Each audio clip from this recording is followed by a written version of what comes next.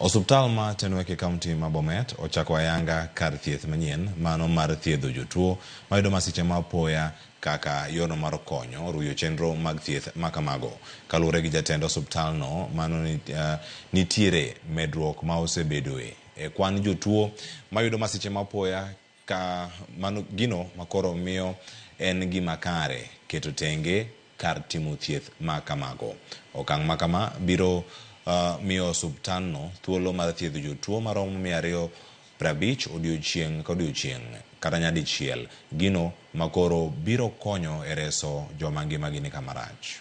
Quite good facilities to help in terms of the technology, the design, so that it can enable the provision of those services in a very good manner, and that optimizes patient care and staff efficiency as well. You can monitor all the beds, even from one point, and then you can always offer the necessary services. This is an important milestone, not only for the hospital, but for the people of this region and the nation at large.